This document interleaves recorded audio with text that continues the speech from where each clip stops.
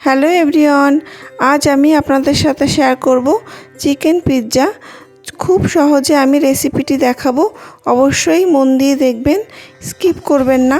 ভালো লাগলে কিন্তু একটা লাইক অবশ্যই করবেন আর কমেন্ট করে জানাবেন পিৎজাটি কেমন হয়েছে। বাড়িতে অন্তত একবার ট্রাই করবেন আর স্কিপ না করে ভিডিওটি পুরোটা দেখবেন। স্কিপ করলে কিন্তু বুঝতে পারবেন না। তো চলুন রেসিপিটি শুরু করা যাক। তো প্রথমেই কিন্তু আমি একটা চওড়া থালা নিয়েছি যাতে আমার মাখতে সুবিধা হয়, আর নিয়ে নিলাম আন্দাজ মতো ছোট একটা বাটির 1 বাটি ময়দা। এবার ময়দার মধ্যে দিয়ে দিচ্ছি পরিমাণ মতো নুন আর হাফ টিস্পুন বেকিং পাউডার, আর দিচ্ছি হাফ টিস্পুন বেকিং সোডা, আর দিলাম স্বাদ মতো চিনি। এবার এই সমস্ত কিছুকে আমি ভালো করে মিশিয়ে নিচ্ছি। মিশিয়ে নেওয়া হয়ে গেছে। এখন আমি এই ময়দাটাকে টক দই দিয়ে মাখবো। কোনো রকম জলের কিন্তু আমি ব্যবহার করব না। তার জন্য আমি অল্প অল্প দই দেব আর মাখতে থাকবো। তো আমি আবারও একটু দই দিচ্ছি। এই রকমভাবেই কিন্তু পরিমাণ মতো দই দিয়েই মাখতে হবে, একবারে দিয়ে দিলে হবে না। আর ডোটা এইরকম স্টিকি টাইপের হবে, দেখুন হাতের সাথে লেগে যাচ্ছে, এই রকমটা ডো হবে। তো ভালোভাবে মেখে আমি এই ডোয়ের উপরে একটু সাদা তেল মাখিয়ে এখন ঢেকে রেখে দেব আধা ঘন্টা। তো আধা ঘন্টা রাখলে ভালো হয়, তবে 1 ঘন্টা রাখলেও কোনো অসুবিধা নেই।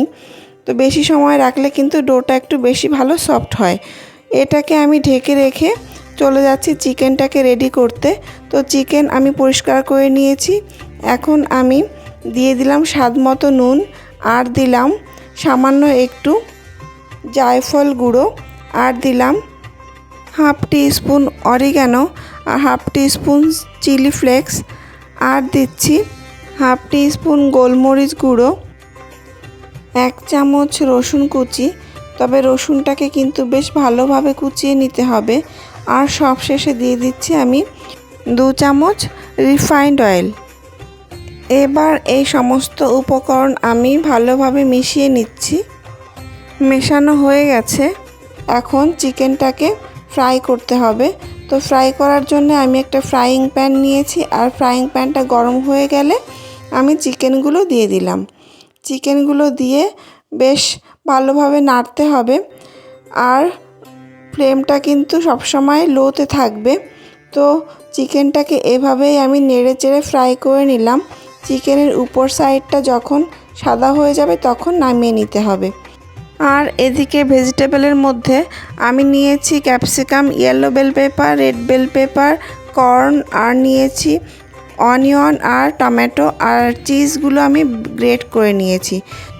এই সমস্ত কিছুর জোগাড় করতে কিন্তু যে সময় লেগেছে তার মধ্যে ময়দাটা পুরোপুরি সেট হয়ে গেছে, অনেকটা ফুলেও উঠেছে, আর কিন্তু বেশ সফট হয়েছে।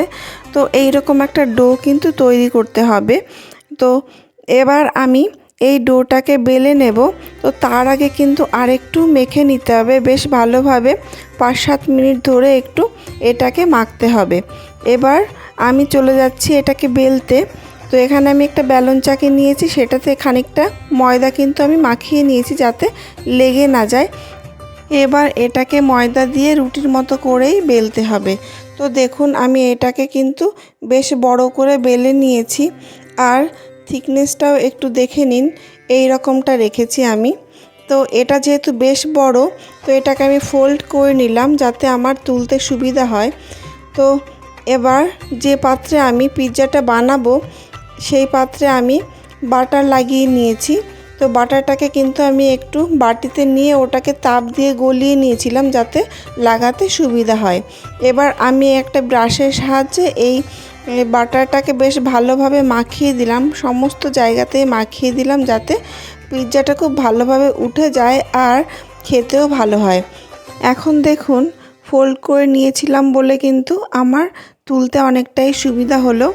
তো একদম থালার মাপেই কিন্তু হয়েছে। এবার একটা কাঁটা চামচ দিয়ে আমি বেশ ভালোভাবে ফুটো করে দেব, সমস্ত জায়গাতেই কিন্তু কভার করব এভাবে। এবার আমি নিয়ে নিয়েছি পিৎজা সস। তো পিৎজা সসটা দিয়ে আমি বেশ ভালোভাবে স্প্রেড করে দেব। সমস্ত জায়গাতেই দিয়ে দেবো, তবে সাইড দিয়ে একটু ফাঁকা রাখবো, তাহলে দেখতে বেশ ভালো লাগবে। আর পিৎজা সসটা কিন্তু খুব মোটা করে আমি দেব না, তাহলে কিন্তু উপরে ভেজিটেবলগুলো সিদ্ধ হবে না। এখন আমি পিৎজা সস স্প্রেড করে দিয়ে দিচ্ছি গ্রেট করা চিজটাকে আমি বেশ ভালো করে সব জায়গায় সমান পরিমাণে রেখে ছড়িয়ে দিলাম। এবার ভেজিটেবলগুলো আমি সাজিয়ে দিচ্ছি। আপনারা আপনাদের পছন্দ মতো ভেজিটেবল নিতে পারেন। তো এবার চিকেনগুলোকেও আমি সাজিয়ে দিলাম। এবার উপর থেকে একটু চিজ গ্রেট করে দিচ্ছি, আর দিচ্ছি পরিমাণ মতো অরিগ্যানো, আর দিলাম চিলি ফ্লেক্স। আপনারা যেমন ঝাল পছন্দ করবেন তেমনই চিলি ফ্লেক্স দেবেন। তো এবার সাইড দিয়ে যেটুকু বাকি ছিল সস দিতে, তো সেই সাইডটা যাতে দেখতে ভালো লাগে এবং খেতেও ভালো হয়, সেজন্য কিন্তু আমি একটু মেল্টেড বাটার ব্রাশ করে দিচ্ছি। তো এবার কিন্তু সম্পূর্ণ রেডি। কড়াইটা কিন্তু আগে থেকেই বসানো ছিল গরম করতে। কড়াই গরম হয়ে গেছে। এখন আমি একটা স্ট্যান্ড দিয়ে দিলাম। এবার স্ট্যান্ডের উপরে পিৎজাটা বসিয়ে দিয়েছি। এবার ঢাকা দিয়ে আমি কুক করে নেব 40 মিনিট মতো। তো প্রথম 10 মিনিট হাই ফ্লেমে, তারপর আমি পুরো 25 মিনিট লো ফ্লেমে রেখেছি, আর 5 মিনিট আমি রেস্টে রেখেছি। তারপর দেখুন ফিরে এলাম। পিৎজা কিন্তু পুরোপুরি রেডি, আর কতটা ফুলেছে, দেখতেও কিন্তু ভীষণ ভালো হয়েছে। তো এটাকে আমি একটা খুন্তির সাহায্যে নামিয়ে নিচ্ছি।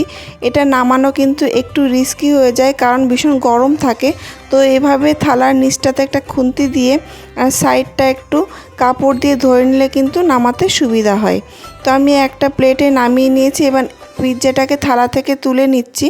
আবারও একটা খুন্তি দিয়ে আমি এটাকে তুলে নিচ্ছি। দেখুন থালাতে কিন্তু একটুও লাগেনি, আর পুরোপুরি খুব ভালোভাবে সিদ্ধ হয়েছে। এই রকমভাবে পিৎজা কিন্তু অবশ্যই বাড়িতে বানানো যায়। আর এই রকম পিৎজা পেলে বাড়ির কেউ কিন্তু আর দোকান থেকে কিনে খাবে না অতটা দাম দিয়ে। তো দেখুন পিৎজাটা কতটা ফুলেছে, আর খেতে কিন্তু ভীষণ ভালো হয়েছে।